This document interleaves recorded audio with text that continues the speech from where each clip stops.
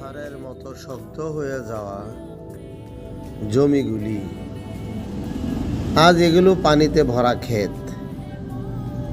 আমরা এখানে বোরো ধান করার প্রস্তুতি নিচ্ছি, কিন্তু আজ থেকে প্রায় 20 বছর আগে এই একই জায়গায় আগুনি ধান হতো।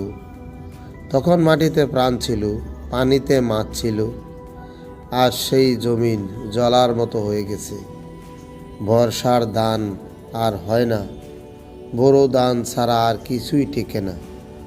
আগে এই পানিতে মাছ ধরা যেত, আজ মাছ পাওয়া যায় খুবই কম পরিমাণে।